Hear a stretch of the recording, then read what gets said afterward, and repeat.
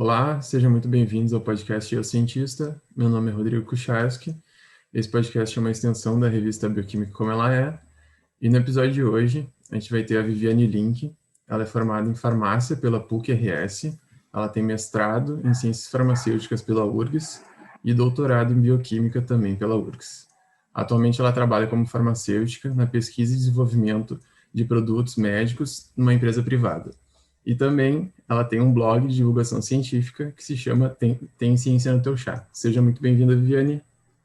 Obrigada, Rodrigo. Então tá, bom, para a gente começar a conversa e tudo mais, se puder nos contar por que tu começou pela farmácia, o que te levou a escolher pelo curso, quais afinidades que te levaram a essa escolha, assim. Faz tempo, mas vamos lembrar como é que era. Quando eu estava na escola, no ensino médio, eu me apaixonei por química. Fiquei muito apaixonada por química. Era a minha disciplina favorita, eu adorava química. E aí, na época, eu pensava em fazer graduação em química, né?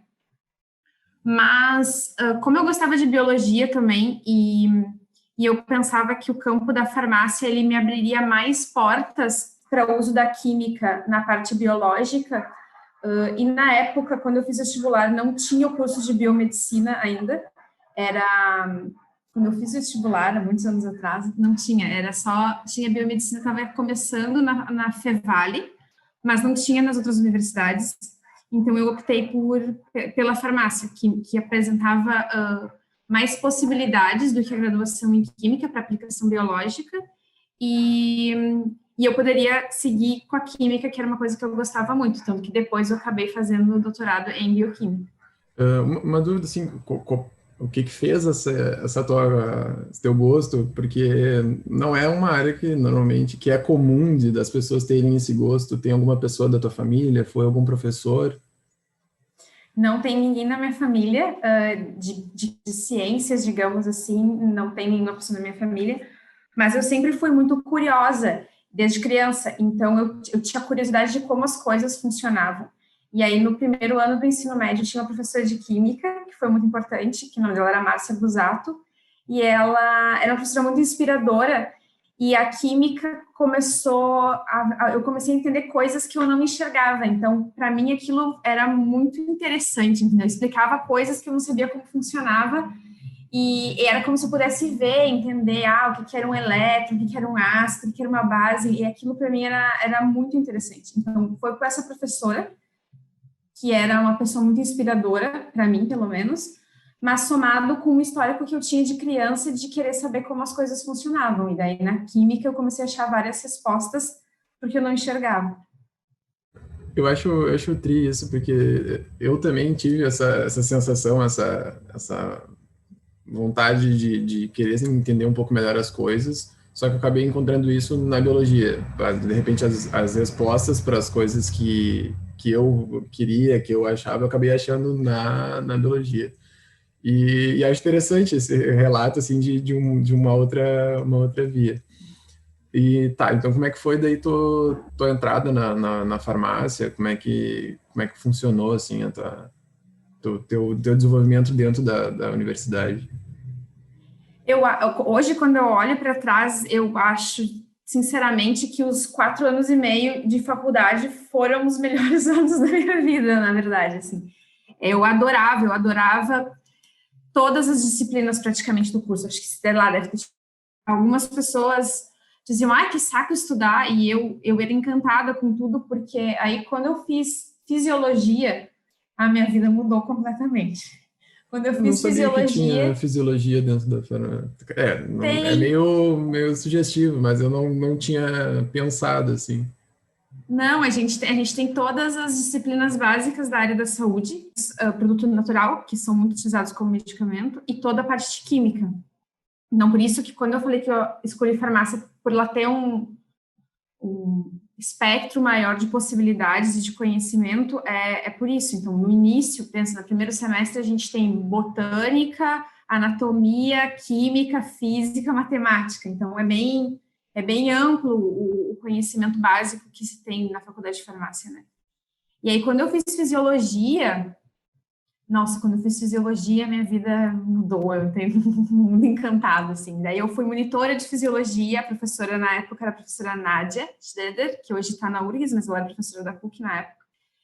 E eu fui monitora dela, e aí eu tive certeza que eu queria fazer alguma coisa com pesquisa, porque eu queria descobrir mais. Então, as práticas, naquela época, a gente tinha prática em fisiologia, com animais e tudo, e aquelas práticas despertaram em mim uma vontade muito grande de seguir para pesquisa, e aí a gente tem fisiologia num semestre, e no semestre seguinte é farmacologia. A professora Mirna, eu tive, que hoje também é professora da URGS, mas na época era professora da PUC, e aí farmacologia, eu tive certeza de que eu queria aquilo ali, porque tinha toda a parte biológica, fisiológica, que eu tinha me apaixonado em fisiologia, e aí tinha os fármacos, que eram químicos, digamos, né? Então, eu conseguia juntar química com a parte biológica e como eles funcionavam. E eu pensava, tem tal doença, como é que eu posso achar um medicamento que solucione esse problema? Então, aquilo para mim era muito desafiador. Então, esses anos da universidade, eles foram ótimos. Eu comecei a fazer iniciação científica no segundo ano da faculdade, em farmacologia com a professora Mirna, e naquela época eu fazia a iniciação científica dentro da PUC, com bolsa da PUC. A PUC tinha um programa tem até hoje, eu acho, um programa de bolsas para iniciação científica, foi ali que eu comecei. E aí o que acontecia? A professora Mirna, ela tinha trabalhado toda a vida dela dentro do departamento de farmacologia da URGS. E aí naquele ano ela passou num concurso para professora. Então, eu trabalhei um ano com ela na PUC, e quando ela foi para a URGS, eu fui junto com ela. Então, era engraçado, as pessoas não entendiam, mas como é que tu é aluna da PUC? E aí eu tinha a bolsa já daí do CNPq, dentro da URGS, com a professora Elaine Elizabeth, que era com quem a professora Mirna trabalhava. Isso foi, vou agora revelar a minha idade, eu entrei no departamento de farmacologia da URGS em 2004. E aí, fiquei lá todo, porque por mais que eu tenha feito mestrado em ciências farmacêuticas, doutorado em bioquímica, porque naquela época não tinha PPG em farmacologia, todo o meu trabalho foi feito dentro do departamento de farmácia, até quando eu terminei o doutorado. No fim, eu ia fazer a pergunta de como é que tinha sido depois, se tu tinha feito algum IC e tudo mais, tu já foi respondendo, Já assim. fui falando Não, tudo. ótimo, perfeito. Mas eu acho interessante como os teus contatos ali dentro da universidade vão te levando vão abrindo outras portas, né? Então, tu tava na PUC, tu tava com uma professora, essa professora foi para um lugar, tu já foi junto, e aí aquilo, sabe, vai te ajudando a ter novas experiências que vão te agregando, assim, de diversas formas, né? E dentro tu comentou que não teve nenhuma cadeira que que tu não gostou, mas claro, deve ter passado mas é inevitável. Mas tu teve uma decepção, mas em algum momento assim que tu sentiu que esse amor ou que essa vontade talvez tenha dado uma retraída, assim, tu teve isso em algum momento? Não, né? Durante a pós-graduação, principalmente no doutorado, eu comecei a me fazer algumas perguntas, que me levaram para um caminho um pouco diferente do caminho tradicional de quem faz pós-graduação, mestrado, doutorado, que acaba ficando dentro da universidade, dentro da academia, né? Mas eu nunca tive decepção com o conhecimento nem com a ciência. A minha decepção talvez tenha sido maior com a estrutura política ou como funcionam as coisas da sociedade mais do que com a ciência. A ciência talvez seja a única coisa na vida que nunca me decepcionou. Então, se tu pudesse falar como é que foi o processo do IC, o que tu desenvolvia dentro da universidade no IC? Tá. Quando eu comecei, eu trabalhava com drogas de abuso, né? O laboratório que eu estava, dentro do laboratório de etnofarmacologia, que é o uso popular, tradicional de plantas com fins medicinais. Então, a gente estuda plantas e derivados dessas plantas que têm uso tradicional e tenta avaliar, trazer isso da medicina popular para dentro da medicina ocidental, que é a que a gente tem hoje, e a partir disso fazer testes e análises para identificar novos compostos com potencial para terapia na medicina ocidental, tá? Então, na época eu trabalhava com drogas de abuso e um alcaloide. O que seriam drogas de abuso? Drogas de abuso. Drogas de abuso alcaloide são... também, já pode aproveitar. São várias coisas. Drogas de abuso são todas as substâncias que são passíveis de abuso, né? O que é abuso? É um uso que ele chega a ser prejudicial ao indivíduo. Então, quando eu passo do uso sadio, digamos, né? Por exemplo, o café. Café a gente consome, entendeu? Mas se eu ficar abusar do café, fizer uso abusivo do café, eu vou começar a ter efeitos colaterais, como dor de cabeça, problemas estomacais. Então, eu estou abusando do café. Não que o café seja considerado dentro das drogas de abuso uma droga de abuso, mas a cafeína que tem no café, sim, ela é passível de abuso. Geralmente são substâncias que causam prazer, né? Então, são mais prováveis da gente abusar delas em busca do prazer. E geralmente, praticamente todas elas ativam um sistema de recompensa no nosso cérebro, que é um sistema que está envolvido, por exemplo, a gente come porque a gente tem uma recompensa química no nosso cérebro, além de outros fatores. Então, essas drogas que ativam esse mesmo centro, elas acabam, ou substâncias que ativam esse mesmo centro, elas acabam tendo um potencial de uso abusivo. Por exemplo, comida, né? Existem distúrbios de pessoas que comem compulsivamente. Também não que a comida seja uma droga de abuso, mas, enfim, é essa compulsão que a gente fala quando a gente fala em abuso. E aí entra tanto as drogas lícitas, como cigarro e álcool, como as drogas ilícitas, como maconha, cocaína, heroína, alucinógenos, tudo isso são drogas que são passíveis de abuso.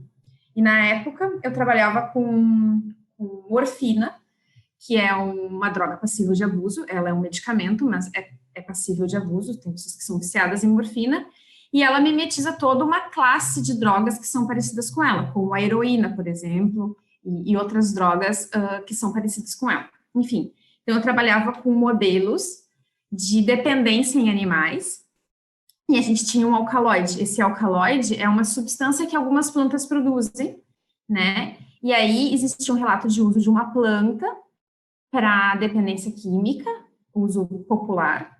E aí, ao longo da história, esse alcaloide, que é uma substância química, uma classe de substância, foi isolada dessa planta, e algumas pessoas começaram a testar, até mesmo em humanos, né?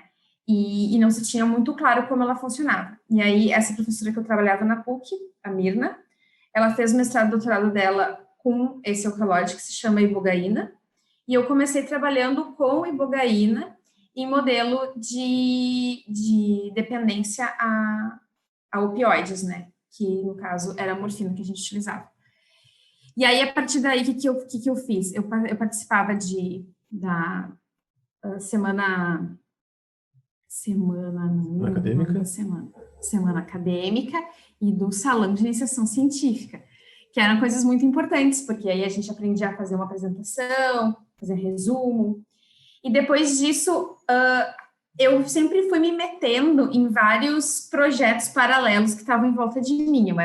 Então, eu acabei trabalhando depois com os derivados de uma planta, que a professora também trabalhava, que tinha efeito, a gente chama de antinociceptivo, mas seriam para dor, né? Falando uma linguagem mais fácil, seriam para dor. Então, eu fazia modelos animais usando camundongos de nocicepção. A gente não chama de dor, porque a dor que a gente fala, por exemplo, eu tô com uma dor de garganta, ela tem um envolvimento psicológico, cada um sente uma dor diferente. E aí, o que a gente mede nos animais, o animal não sabe me dizer, eu tô com uma dor assim, ou assado. Então, o que a gente mede é uma reação a um estímulo doloroso, que envolve menos a parte emocional e psicológica, e mais simplesmente o estímulo doloroso, que seria a nocicepção.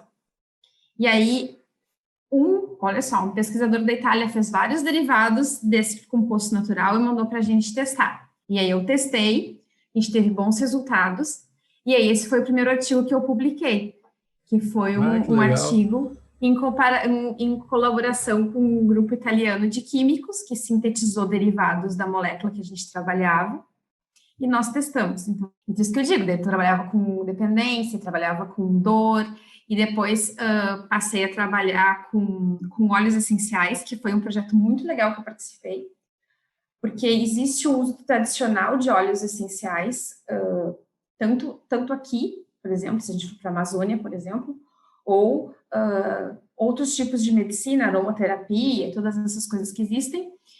E na época, quando eu estava terminando a faculdade, eu não ia mais poder ter bolsa de iniciação científica, então existia uma bolsa no laboratório, que era uma bolsa de fomento à pesquisa da empresa Natura.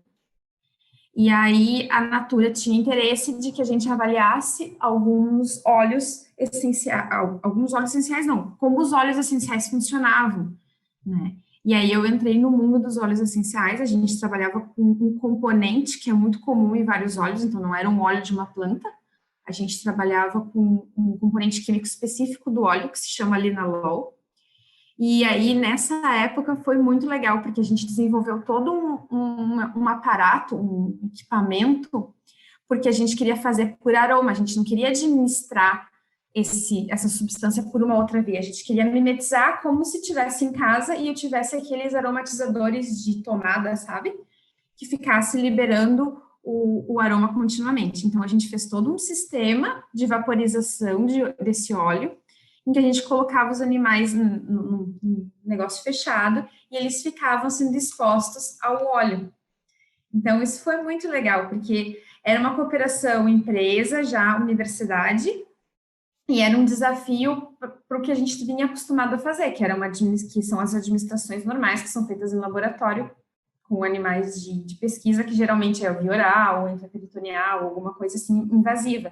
E a gente teve que sair dessa caixa e ir para o mundo de aromaterapia. E uma coisa que a gente viu é que assim como a gente pensa em humano, né? Fica aquele óleozinho ali sendo liberado. A gente viu que para isso funcionar, a gente tinha que expor os animais a um tempo longo, então eles ficavam um tempo inalando esse óleo, e uma quantidade pequena, não adiantava eu botar um monte de óleo lá para eles aspirarem. Então era uma coisa muito sutil, e ali a gente via vários efeitos, como diminuição da ansiedade, aumento do sono, por exemplo, os animais tinham aumento do E sono, essa, várias desculpa te coisas que interromper, mas essa tratam. limitação de deles receberem, tipo, não adiantar colocar a quantidade, é por uma capacidade respiratória?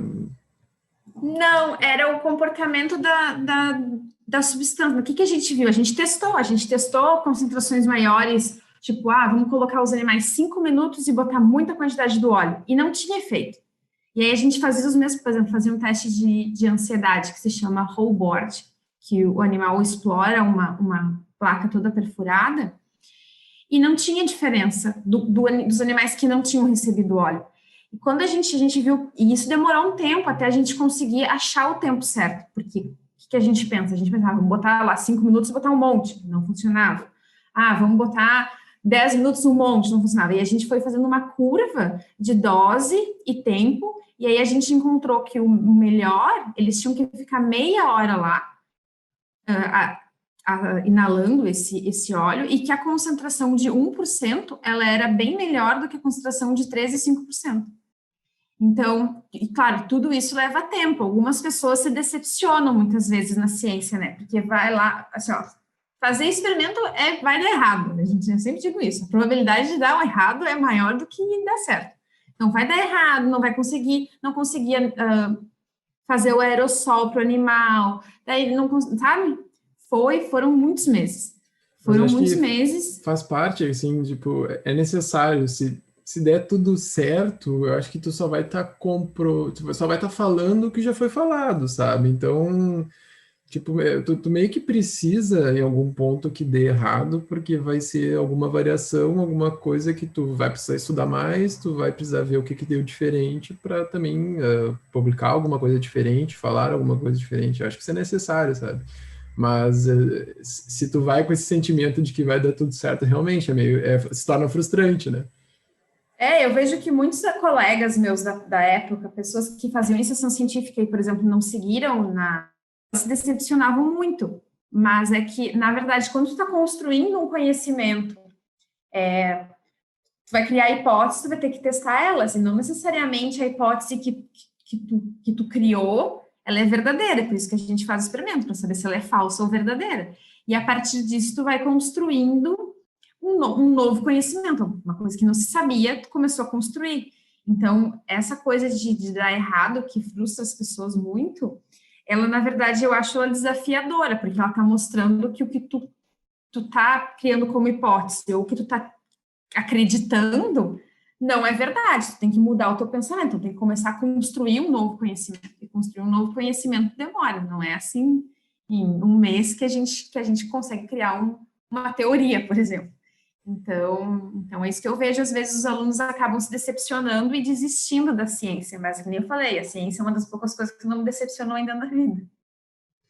Eu comentei isso porque eu até lembro de um professor falando numa cadeira de bioética, comentando sobre justamente isso, assim, de que uma vez uma menina foi no laboratório dele, ele trabalhava com lupus. E aí a menina comentou acho que, eu não lembro se era o pai ou a mãe dela, tinha lupus. E aí que ela queria trabalhar porque ela queria tentar achar uma cura, meio que querendo ajudar, tipo assim, quero achar a cura pro meu pai ou mãe.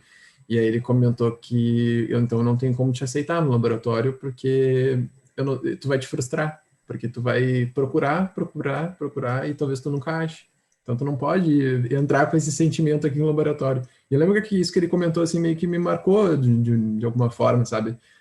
Sempre lembro dessa situação assim, que a gente pode querer muito que a coisa aconteça, pode querer muito que seja de tal forma, mas pode ser que não aconteça dessa forma, pode ser que aconteça de uma forma totalmente diferente, porque não tem como, que nem tu comentou assim, a ciência ela não vai na direção à nossa vontade, ela vai acontecer de acordo com os fatos, de acordo com os testes, então não tem muito como a gente botar um sentimento em direção ao resultado, assim, então é bem complicado.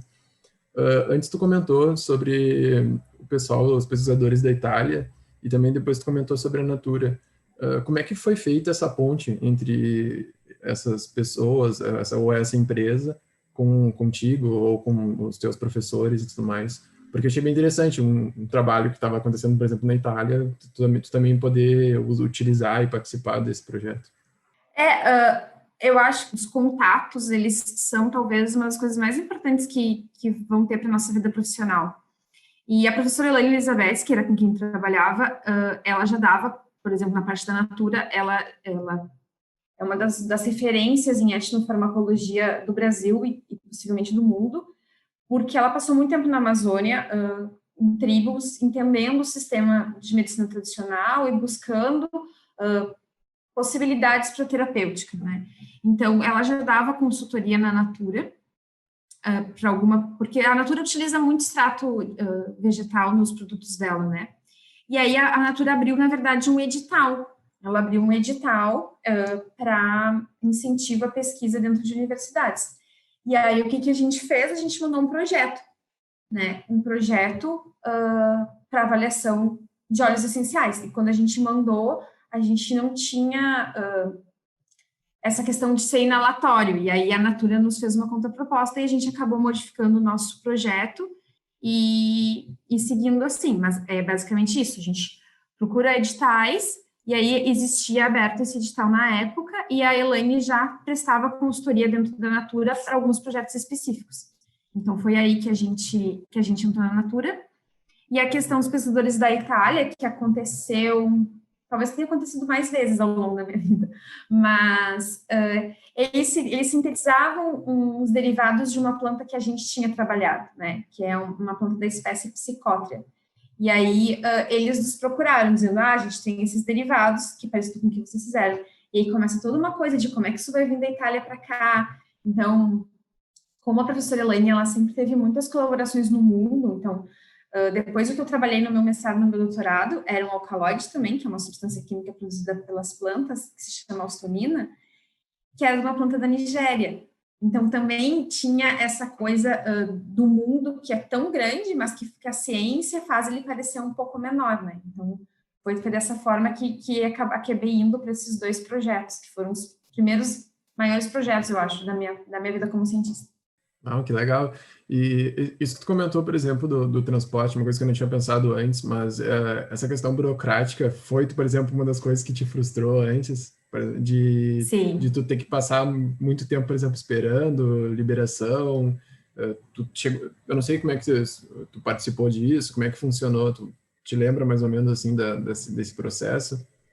Sim, a gente é muito difícil, né? Durante um tempo houve no Brasil, não sei se ainda existe, tá? Mas existiu o Importa Fácil, que seria uma alternativa para importar insumos para a ciência, mas que era extremamente burocrático. E me chateou muito, me desapontou com o sistema, é porque nós trabalhávamos com psicofarmacologia, então a gente precisava de psicofármacos. Eu precisava de morfina no meu projeto inicial, eu precisava de drogas que são controladas, né? Que no Brasil chamam-se medicamentos controlados, né? Que são substâncias psicoativas. E as farmácias, as drogarias que trabalham com isso, as distribuidoras, elas têm uma licença especial para poder comprar e vender esse tipo de substância. Nós éramos uma universidade, a gente não tinha esse tipo de autorização e era uma confusão para conseguir qualquer droga que a gente precisava.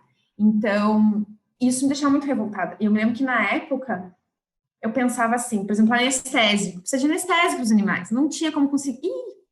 Antipsicótico, não tinha como conseguir. A gente já fez de um tudo na vida para conseguir essas coisas.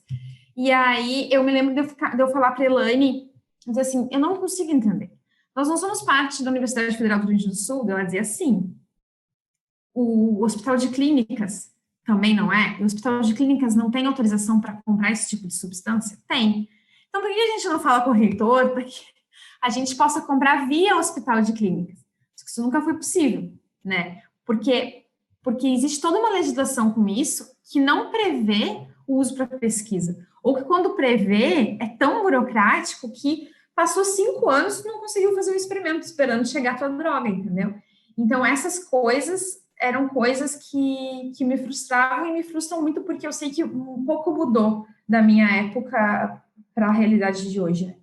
É, eu acho que essa questão burocrática assim, é uma coisa que realmente deve ser bem frustrante. Eu, felizmente, não passei por algo assim tão direto, não tive, por um lado, não tive a experiência também que tu teve, mas também não passei por isso, assim, então não sei relatar. Vou te contar uma história, então. Essa história é muito boa, tá? Com relação a isso. Parte do meu doutorado eu fiz na Argentina, tá? A gente tinha uma colaboração com a Faculdade de Farmácia, a professora Marta Antonelli, então eu fazia alguns experimentos lá. E esses experimentos eram autorradiografia. O que é autorradiografia? Eu pegava o cérebro dos camundongos e eu colocava neles, fatiava e colocava numa substância radioativa, que marcava algumas coisas que eu queria ver, né, que eu estava estudando. E aí eu pegava esse cérebro com um marcador radioativo e colocava num filme fotográfico. E ele fazia uma marca, depois eu revelava o filme e tinha uma marca, uma imagem do cérebro ali. E aí eu estava no Brasil, e o projeto era em Buenos Aires, ainda tinha aqui. Ia muitas vezes Porto Alegre, Buenos Aires, Porto Alegre, Buenos Aires. E aí a gente tinha verba do CNPq e verba do CONICET, que é o equivalente ao CNPq na Argentina. Era um projeto bilateral. Então, tinha coisas que foram compradas no Brasil e coisas que foram compradas na Argentina. E a Argentina também tem os seus próprios perrengues lá de vida, de importação. Então, eles não conseguiam comprar o filme fotográfico. Não tinha disponível lá. Então, eu comprei aqui no Brasil. E aí, eu tinha uma tarefa. Levar o filme fotográfico para Buenos Aires, de avião. Mas quando as nossas malas, nossas bagagens, elas passam pelo detector, pelo raio-x, né? Esse filme não pode ser exposto a isso, porque senão ele queima, digamos assim. A pessoa mais antiga, que já usou o filme na máquina fotográfica, sabe, se pegar uma luz, queima, não dá mais para usar. Então, não podia passar. Então, tinha uma caixinha e eu não podia passar. E o dia que eu estava viajando para a Argentina era 12 de setembro, tá? E aí eu cheguei no aeroporto, contei essa minha história, né, no resto do almoço. Não posso passar essa caixa, porque tem um filme, né? Tá. Daí, eu tinha autorização, eu tinha cartas da bioquímica que era do PG Bioquímica, escrito, Viviane, a nossa aluna, ela está indo fazer um experimento em Buenos Aires, assinava fulano, ciclano, tudo. Tá, daí não, a senhora tem que ir na Receita Federal.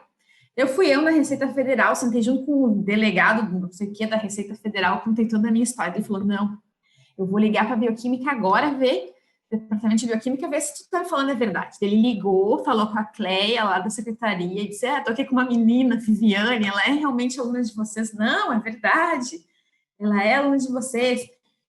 E isso foi, tipo, eu quase perdi o voo por causa de tudo isso. Eu cheguei antes porque eu sabia que tudo isso ia acontecer. Eu tinha que dar toda essa explicação. E o cara disse assim para mim, tua sorte é que hoje é 12 de setembro, porque se tu tivesse indo ontem, 11 de setembro, eu não ia deixar tu embarcar. Porque 11 de setembro a gente tem operação padrão aqui, não entra nada. Eu falava, mas gente, você pode olhar assim a caixa, não é uma bomba. Me dizia, não, porque tem explosivos que é uma folha de papel. E aí essa era a minha história, que eu passei lá umas 2 horas falando com o delegado da Receita Federal, explicando que eu só queria poder levar o meu filme para fazer um experimento na Argentina. Então, essas coisas, elas acontecem também na vida de pesquisador. Meu Deus, que isso até acaba sendo um desconhecimento, né? Tipo, é uma questão que, por exemplo, se tu tem conhecimento sobre aquilo, tu entende que o porquê de tu não querer passar pelo detector, tu entende o porquê, tu entende também que é uma pesquisadora, tu entende, começa a entender tudo isso, sabe? Então, às vezes até falta uma pessoa especializada, uma pessoa com conhecimento técnico referente a isso, que possa também te liberar, possa também passar por esse processo.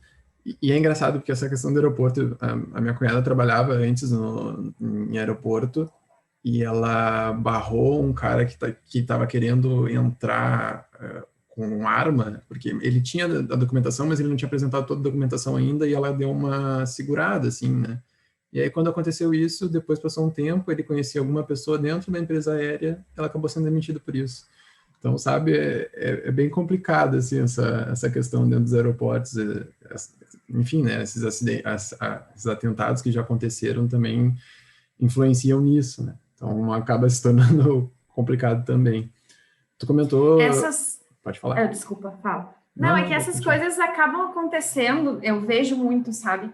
Porque não se pensa, não se vê o cientista, não se pensa no cientista e não se pensa que tem pessoas fazendo ciência. Talvez agora, depois da pandemia, até se popularize mais, entende? Mas há 18 anos atrás.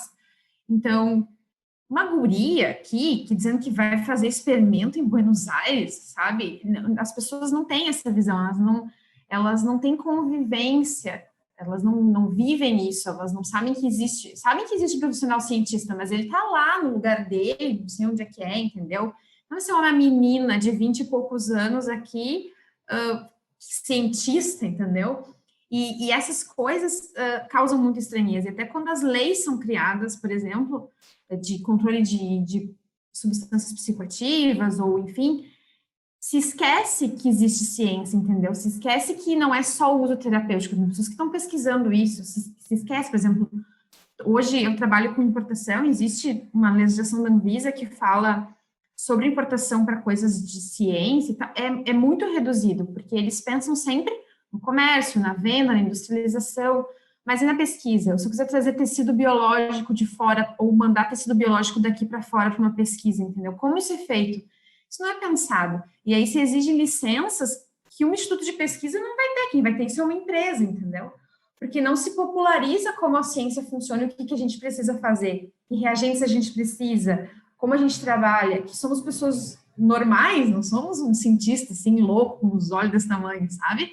Então, essa distância que tem entre o cientista, a ciência e a sociedade geral, ela acaba criando esses problemas. Até uma grande...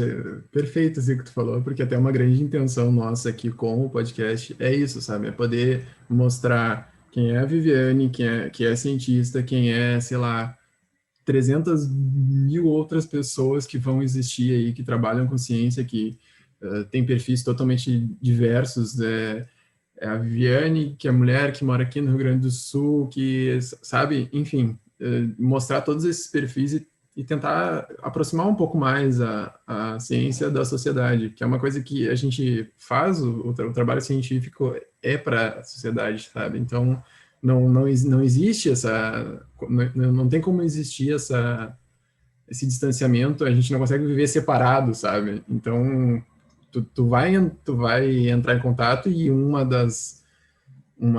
dos retornos que a gente precisa dar é para a sociedade, assim, dentro da ciência. Então, é muito importante, né? O que eu ia comentar antes, no fim, é que tu comentou por mais de uma vez sobre os testes em animais. Se tu puder comentar sobre essa importância e como a gente necessita desse tipo de teste, por mais que talvez tu não queira que aconteça aquilo com o animal e tudo mais, mas a necessidade desse tipo de trabalho. É um assunto que é polêmico, eu diria, né? Hoje se reduziu muito o uso de animais, né? Porque foram desenvolvidas novas técnicas. Eu digo que nenhum cientista, nenhuma pessoa que eu conheci até hoje, ela gostaria de usar um animal. Nenhuma. Se a gente tivesse uma alternativa que não utilizasse animais, certamente seria preferível. A gente não quer utilizar um animal, mas a gente precisa. Por que a gente precisa? Porque nós não temos modelos, né, que sejam tão complexos como um animal. Um animal, ele é um sistema complexo. Mesmo um peixe, um zebrafish, ele é um sistema complexo que hoje a gente ainda não consegue mimetizar 100% sem uso de animal.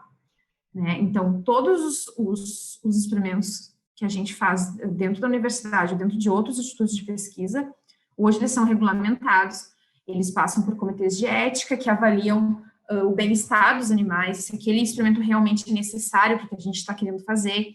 Então, não é um uso desenfreado de animais, a gente usa só quando precisa fazer, e a forma como a gente trata os animais, elas têm protocolos que visam minimizar o estresse e o sofrimento. E daí isso é uma coisa que eu digo que também as pessoas às vezes não pensam. A própria pessoa que está fazendo o experimento, ela não quer, mesmo se ela for super egoísta e não pensar no animal, ela não vai querer que o animal esteja estressado ou sofrendo, porque isso influencia o resultado que ela vai ter.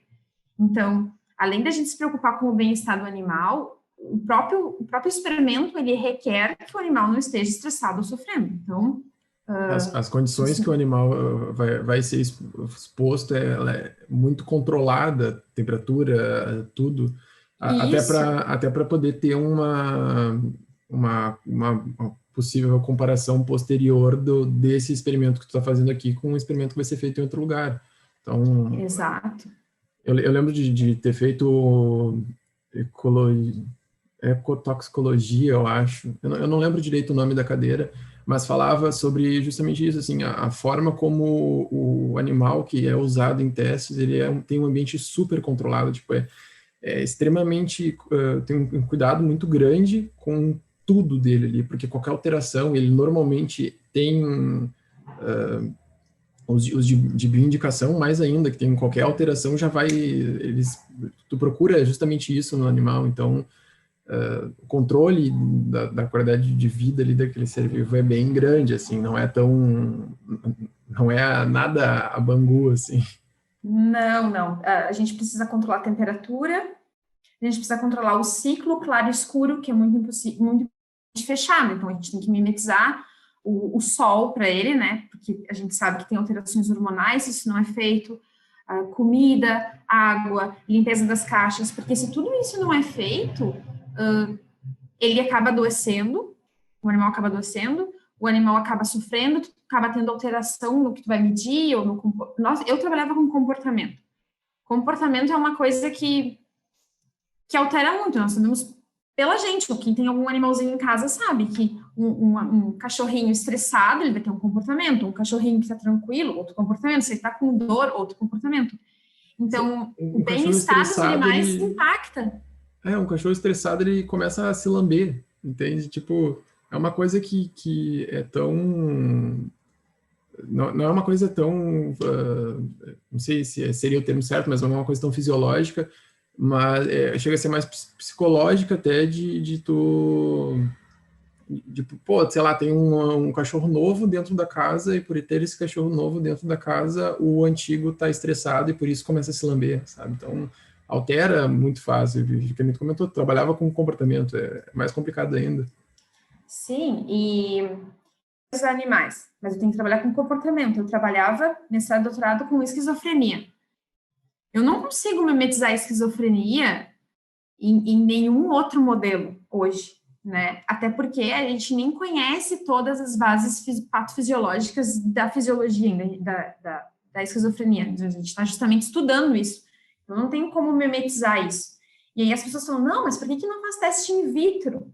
Mas às vezes elas, in vitro, no vidrinho, né, em potinho, mas muitas vezes elas esquecem que o que eu estou usando ali veio de um animal.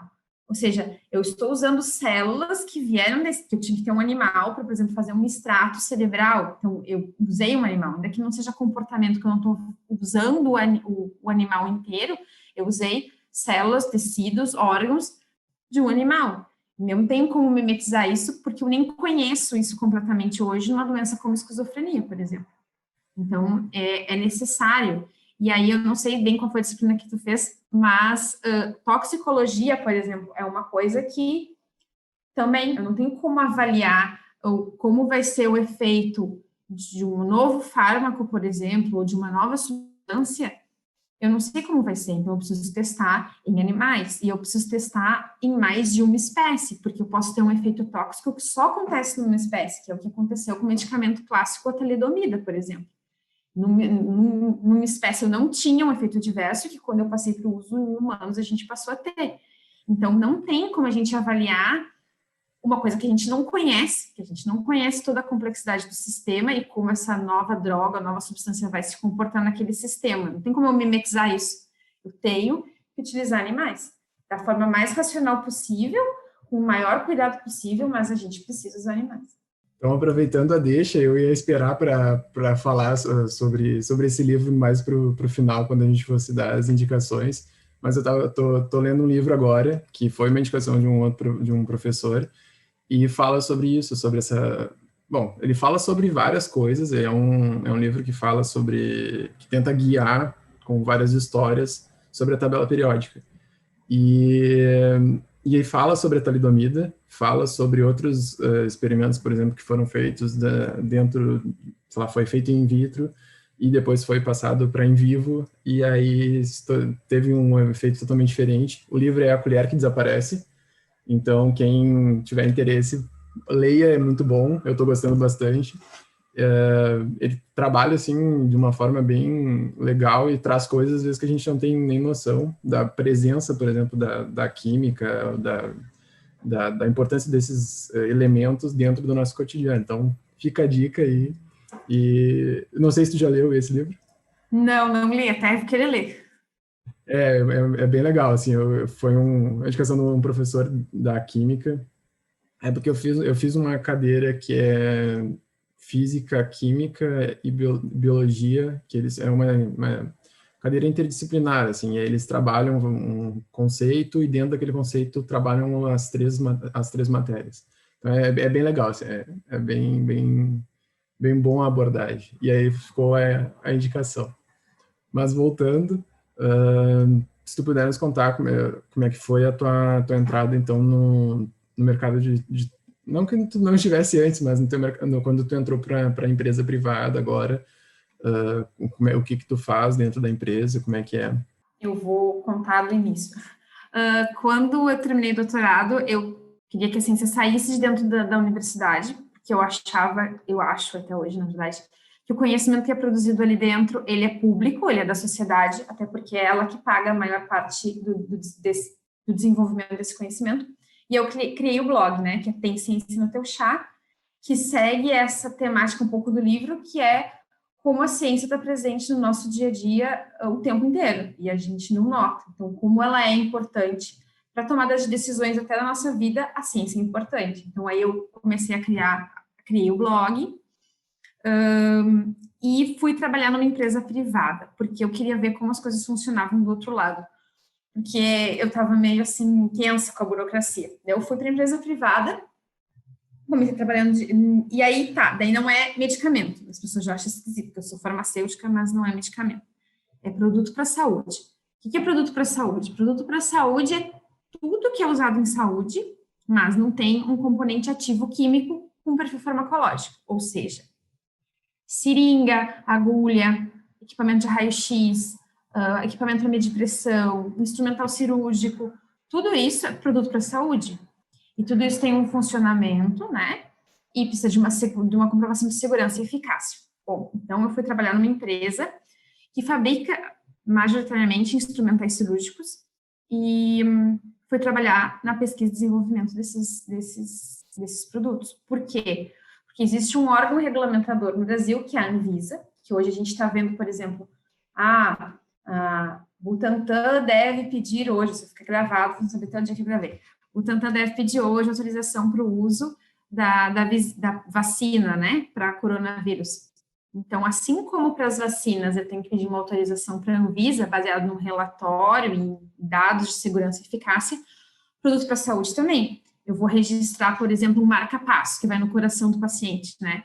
Eu tenho que fazer um relatório robusto para a Anvisa e eu vou ter que ter feito testes de eficácia e segurança. Então, a gente passa a usar o pensamento científico, que eu aprendi dentro da universidade, para desenvolver produtos, registrar ele e eles chegarem à população. Então, o que eu faço hoje? Hoje eu participo dentro do Departamento de Pesquisa e Desenvolvimento de uma empresa aqui da região metropolitana de Porto Alegre, que produz, que desenvolve vários instrumentais e outros produtos para a saúde, e aí a gente faz testes, né, inclusive, como é que a gente faz testes? Bom, a gente vê quais são os requisitos e a gente busca parceiros, que muitas vezes são laboratórios de universidades ou são laboratórios privados, para fazer esses testes, para avaliar os nossos produtos, e aí eu monto um relatório bem grande, que vai para a Anvisa, parecido com esse que o Butantan vai ter que mandar para a vacina, eu monto, e aí esse processo é submetido na Anvisa. A Anvisa avalia e libera ou não a comercialização do produto. Então, as pessoas às vezes dizem, a Vivi, que chamam de Vivi, a Vivi saiu, deixou a ciência. Não, eu nunca deixei a ciência. Só que agora eu trabalho de uma outra forma. A minha produção científica talvez não seja artigos, né? Embora a gente tenha algumas publicações com alguns grupos que a gente colabora, né? A gente tem, por exemplo, um projeto em colaboração com a Faculdade de Farmácia da URGS, que vai gerar um artigo científico publicado. Mas o meu objetivo maior hoje é produzir conhecimento de segurança e eficácia desses produtos para que eles possam ser usados nas pessoas. E pode ser desconhecimento meu, mas eu acredito que tu precisou também aprender muitas novas coisas para poder trabalhar com isso, porque não era necessariamente teu objeto realmente de trabalho, assim. Então, eu não sei se tu fez curso, eu não sei como é que foi isso, mas como é que tu buscou esse conhecimento novo? Como é que tu identificou essas novas necessidades, assim, para o teu trabalho? Quando eu cheguei na empresa, existia uma outra farmacêutica lá, que está até hoje comigo, ela é responsável técnica pela empresa, e aí ela começou a me dar uns direcionamentos, porque eu cheguei e não sabia nem qual era o meu nome. E aí é normal, porque dentro da universidade, da faculdade de farmácia, por exemplo, de nenhuma faculdade, a gente não vê nada sobre produto para a saúde, nunca, praticamente. Então, a gente não sabe como isso funciona. E a gente sabe de medicamento, igual, a gente acaba aprendendo mais sobre drogaria, farmácia, mas a parte regulatória, poucas pessoas sabem, né? Então, eu cheguei, essa farmacêutica começou a me dar um direcionamento, me encheu de coisa para ler, e eu comecei a ir atrás das normas da Anvisa, né? A Anvisa tem várias resoluções que são normativas, e aí eu fiz um curso, né? Um curso que eu fiz, daí existe um mercado, né, disso, que são cursos de intensivos e extensão. Então, eu fiz um curso bem rápido, que era de qualificação para auditor de boas práticas de fabricação, então, de como que essas coisas tinham que ser fabricadas, né? E aí, depois, fui indo. E aí, é meio ciência, gente. Fui indo, os primeiros processos que eu submetia, que eu enviava para a Anvisa, vinham com o que a gente chama de exigência, ou seja, a Anvisa pedindo mais coisas ou me questionando, e com isso eu fui aprendendo como eu tinha que mandar, de que forma eu tinha que escrever, porque esses dias eu estava falando, eu fiz um processo de registro, ele é mais do que um TCC, assim, é bastante coisa que tem que ir, e aí tu vai aprendendo como tu tem que dizer isso para a Anvisa, é uma forma de comunicar, não estou me comunicando, não estou fazendo divulgação científica, mas é também uma forma de aprender a se comunicar com um órgão regulador. E depois, ano passado, eu fiz um curso de pesquisa clínica com dispositivos médicos, que é uma coisa para o futuro, porque alguns produtos médicos, como, por exemplo, um novo marca-passo que utiliza uma nova tecnologia, alguma coisa assim, a Anvisa pode pedir ensaio clínico em humanos, né? E aí eu fiz um curso de curta duração sobre isso, sobre ensaio clínico de dispositivo médico, que é uma coisa que eu acho que no futuro talvez eu vá começar a me envolver. Então foram buscando coisas assim, aprendizados que já não é mais aquele aprendizado acadêmico, mas são cursos e buscando muito conhecimento, ler até começar a aprender o novo, mas a base do pensamento científico é o que eu uso na minha profissão. Eu só tive que aprender as novas regras que eu tinha que seguir. E a empresa que tu trabalha, presta o serviço, ela presta serviço burocrático ou ela produz também esse material? Eu fiquei na dúvida, assim. Ela produz, ela é indústria, ela compra, imagina, compra barras de inox, ela produz, ela usina, e sai uma pinça para vídeo cirurgia no final desse processo. E aí lá dentro existe um departamento de engenharia e pesquisa e desenvolvimento, que é o departamento que eu trabalho. Então a gente tem um engenheiro e a gente tem vários técnicos, daí a gente vai ter técnico em plástico, técnico em várias áreas para desenvolvimento do produto. Então tanto a gente tem a parte produtiva, que produz, e a gente tem a parte de desenvolvimento. E aí vão vindo novos projetos, e a gente faz tanto o projeto mecânico, que é feito pelos engenheiros, né, da peça, e eu fico com o desenvolvimento de uso, de função biológica, como isso vai ser utilizado no paciente, ou que requisito tem que ter, essas coisas. Não, perfeito. Agora foi. Então, se puder falar agora sobre o teu blog, como é que surgiu a ideia. Eu abri ali a página, mas achei bem legal os temas, inclusive. O meu orientador, que é o Zé Cláudio, comentou até para a gente usar. Ó, tem algumas coisas ali que só usa aqui para ajudar em tal coisa, mas então a gente já utilizou algumas coisas dali. Ah, fico feliz, fico feliz. Quando eu estava terminando o doutorado, eu tinha esse grande dilema, entendeu? Que era de distribuir esse conhecimento. E eu sou casada com um arquiteto, e na época os amigos deles, na maioria arquitetos, eles tinham muitas dúvidas. Então a gente ia para um churrasco, uma coisa, tinham muitas dúvidas. E aí comecei a ver, porque ali é como a gente começa a sair da bolha que a gente vive, né? Eu vivia dentro da bolha da universidade. Eu comecei a ter contato com bolhas de pessoas que não eram da ciência, por exemplo, né?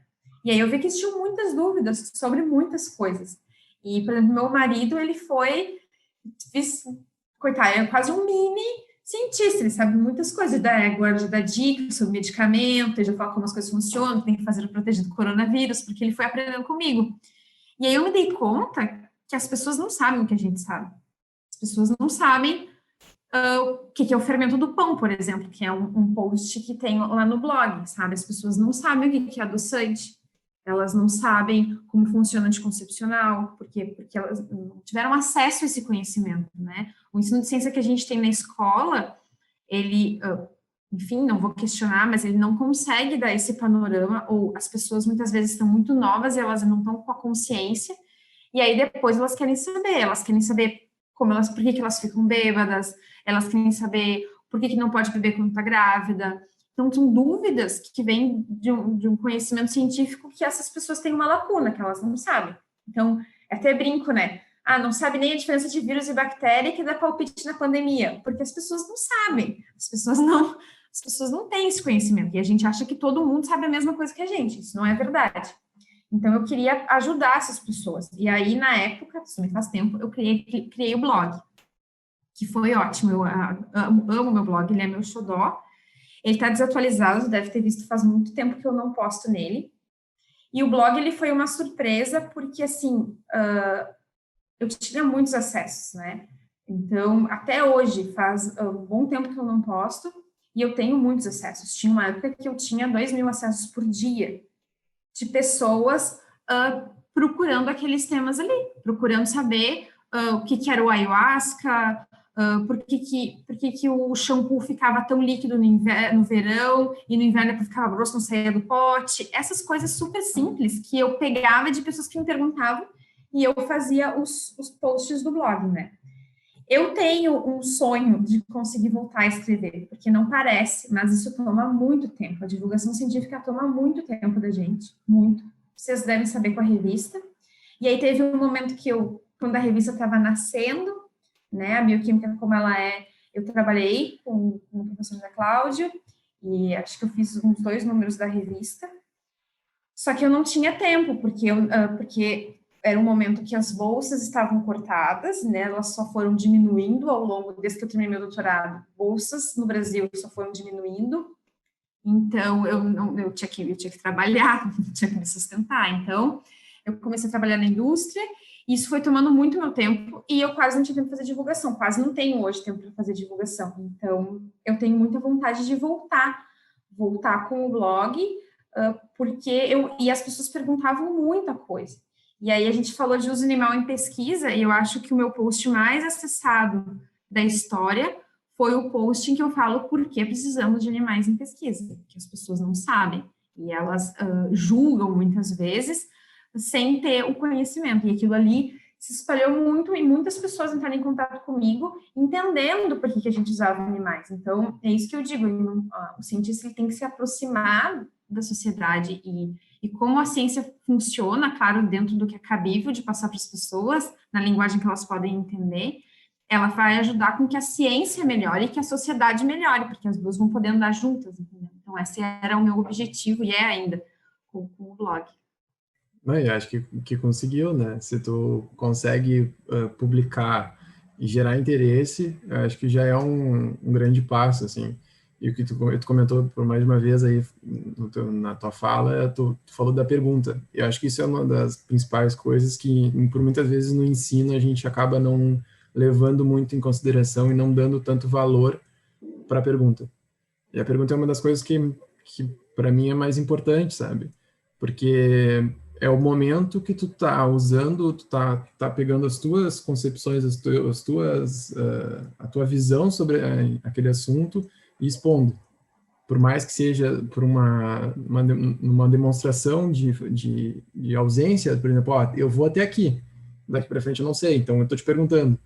Então, isso é muito importante, sabe? Isso eu acho que é uma das coisas também que a gente acaba pecando no ensino. A gente ensina muito em cima a gente apresenta muito conteúdo, assim, e derrama, sabe? Vai jogando aquele conteúdo e aí chega um momento que tu não tem, tu perde o vínculo, tu perde o interesse e, consequentemente, tu perde o aluno. Sabe? Então, é isso que acaba se tornando complicado. E eu acho que também a questão da linguagem, isso é uma das coisas que acho que mais nos afasta da sociedade e que aumenta essa bolha, sabe? Para publicar num artigo, tu vai ter que fazer uma linguagem específica, tem um tipo de citação, tu tem toda uma estrutura para poder expor aquele assunto. E esse trabalho é feito.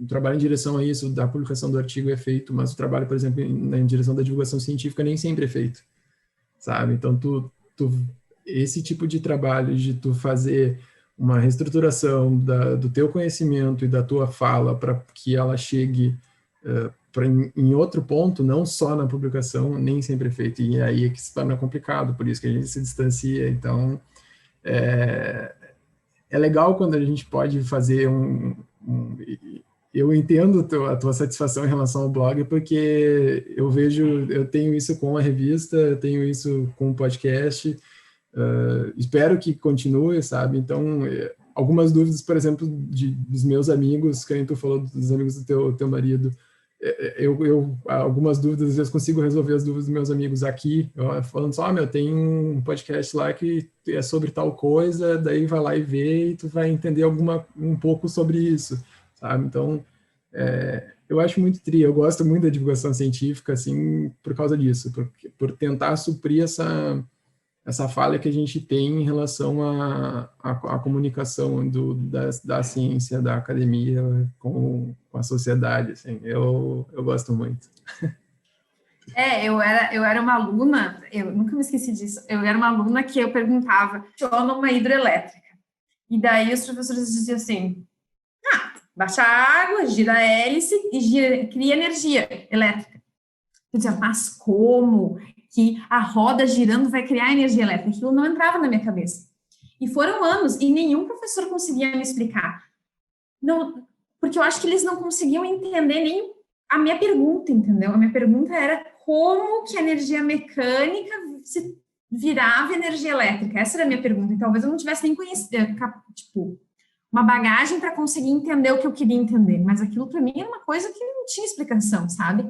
Então, eu acho isso. Eu acho que o ensino, às vezes, como ele tem um conteúdo para passar, que é obrigatório e tu tem que dar aquilo ali, às vezes as perguntas que os alunos têm se perdem nesse processo, sabe? E a questão o professor, muitas vezes, de ciência, biologia, química, ele aprende a ensinar aquele conteúdo. Mas divulgação científica é uma coisa diferente, entendeu?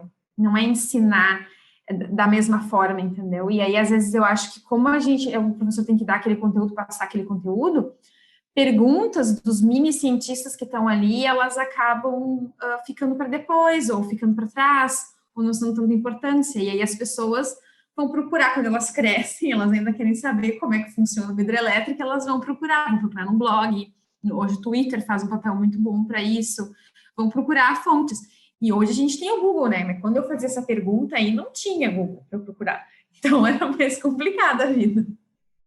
E vou propagandear agora a cadeira essa que eu falei, que o nome da cadeira é Explorando o Universo do Átomo à Célula. E essa face interdisciplinar ajuda muito nisso, porque, por exemplo, a minha limitação no conceito de física, o professor de física vai ajudar. A minha limitação em relação ao conhecimento de química, o professor de química vai ajudar. Então, eu nunca me esqueço do primeiro dia de aula dessa cadeira que eu fui entender como é que funcionava uma droga que tinha impacto visual, que isso também para mim nunca fazia muito sentido. Porque, tipo, como é que eu vou ingerir sei lá, um comprimido, uma substância, e essa substância vai interferir na minha visão, sendo que a visão, ela é uma coisa física e não química. Aí, quando eu entendi aquilo ali, eu fiquei, meu Deus do céu, sabe? Então, acho que é em relação ao que tu falou de não ter a bagagem, sabe? Tipo, a gente não pode se cobrar de ter essa bagagem sempre, porque é inviável, sabe? O conhecimento aumenta drasticamente a cada ano, felizmente. Mas essas perguntas, às vezes, a gente não consegue responder, ou às vezes também não consegue se expressar direito para que o outro consiga nos responder, muito por causa disso, dessa bagagem, assim, tipo, como é que funciona, como é que a gente comentou, como é que funciona uma hidrelétrica? Tu precisa do conhecimento de física, daí depois um conhecimento também, querendo ou não, de química, para entender como é que, sabe, como é que funciona o elétrico, como é que... Tu precisa saber o que é energia elétrica, né? É muita pergunta que tu responde uma e, sei lá, tem mais 5 depois. Então, mas é muito legal isso, eu acho bom, porque eu acho esse caráter infinito da ciência que acho que é a graça, sabe? Porque tudo bem, eu respondi uma pergunta agora, mas agora tem mais 5. Então eu tenho que responder mais essas 5. Só que depois que eu responder mais essas 5, sei lá, eu tenho mais 100. Não sei. Então isso é muito legal. E conforme tu vai respondendo para essa pessoa, o mundo dessa pessoa vai mudando, né? Conforme ela vai recebendo essa informação de como é que uma droga afeta a visão sobre isso, e ela vai entendendo como o cérebro dela funciona e como ela percebe, muda. E por isso que eu digo que talvez seja a nossa dificuldade como cientista, entendeu? É entender que a nossa mente, muitas coisas mudaram para a gente e as outras pessoas não tiveram contato com esse conhecimento. Então, a percepção delas da realidade não mudou. Então isso também é um desafio. Ou mudou também para uma outra questão, entende? talvez para nós não tenha mudado para alguma essa coisa. área, para essa área não mudou. Por exemplo, a gente tem aqui em casa A Magia da Realidade, o livro, né? Que meu marido está lendo agora. Nossa, tu sabia que o sol, não sei o quê. Então, é isso, entendeu? É a magia da realidade que sempre teve aqui, explicada por coisas que algumas pessoas nunca pararam para pensar. Claro, elas tiveram outras experiências, mas eu quero dizer assim, essa realidade que a gente tem de imaginar como a luz ilumina, ela é diferente para várias pessoas, e a gente assume que todo mundo já tem esse conhecimento básico que a gente teve, que foi básico na nossa formação, mas as pessoas não tiveram. Então, para elas, não pode comunicar partindo do pressuposto que elas sabem já isso. Não, tem que começar a construir um conhecimento que muitas vezes vem da pergunta que a pessoa faz, porque é o que ela quer saber. E aí ela própria vai criar outras perguntas baseado no que ela entendeu e na bagagem que ela tem. E aí ela vai criando o conhecimento dela. Isso é muito legal. Enfim, é muito legal. Quem gosta da ciência acaba tendo essa vontade, essa vontade de propagandear, assim, esse mundo, sabe? Tipo, pô, te junta, vem pra cá, vem participar disso. Então, é muito legal. Bom, então, para a gente se encaminhar para uma finalização, se tu puder dar tuas indicações de livro, pessoa, filme, enfim, e com certeza do teu blog também, né? Por mais que tu tenha dito que está desatualizado, mas enfim, as publicações acho que não são temporais, assim. Então, pode dar tuas indicações. Tem esse livro que eu falei, então, que é A Magia da Realidade, que é muito bom esse livro. Ele tem uma linguagem excelente e ele abre meio que as portas para a nossa realidade. Tem o blog, tem Ciência no Teu Chá, tem a revista A Bioquímica Como Ela É, que eu acho que são coisas bem acessíveis, assim, né? Hoje os livros se conseguem muito fácil.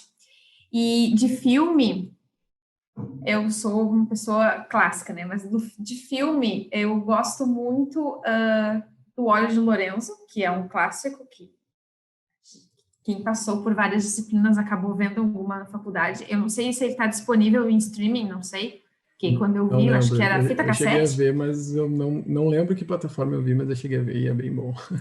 É bem bom porque ele mostra isso, que é a busca por respostas, né? Só porque eu trabalhei muito tempo com esquizofrenia, Uma Mente Brilhante, que eu acho que é um filme que mostra isso, mostra que nós todos pensamos que a realidade que a gente vê, o que a gente escuta, o que a gente sente são reais, mas que podem ter doenças ou alterações que não é real. Então, a gente vê que os nossos sentidos, eles estão, na verdade, todos no nosso cérebro, né? Que é como a gente enxerga a realidade, e essa realidade, eventualmente, pode ser alterada, essa percepção da realidade, pelo nosso cérebro. Então, Uma Mente Brilhante, eu acho que é um filme bem bom para quebrar esse paradigma do que a gente vê, do que a gente escuta, tá lá. Eu acho que esse filme é bom para isso. Ah, perfeito. Eu não sei se tu quer deixar também alguma rede social tua, bom, fica a teu critério. Tá, tem. Pode me seguir pelo Twitter ou Instagram, ViveLink, os dois, tá? Link L-I-N-C-K, porque ninguém sabe escrever. E o próprio tem ciencianoteuchá.com.br, as pessoas também lá conseguem entrar em contato comigo. Então tá, perfeito. Muito obrigado pela presença, gostei bastante da conversa. Eu peço para o pessoal que acesse, então, a nossa página da Bioquímica Como Ela É. Podem nos seguir no Instagram. O podcast vai estar disponível em todas as plataformas de streaming, vai ter no Spotify, vai ter também no Lumia Podcasts, que é lá do pessoal o pessoal do NAPEAD, que faz a edição para nós aqui do podcast, que nos disponibiliza uma baita estrutura, assim, fizeram vinheta, fizeram tudo para nós, então está disponível também no Lumia. E, enfim, eu agradeço a presença de vocês, que continuem então acessando a nossa página e vejam nossas publicações na revista, e até uma próxima. O podcast Eu Cientista é produzido pelo NAPEAD, produção multimídia para a educação da URGS e com a edição de Gustavo Maluf.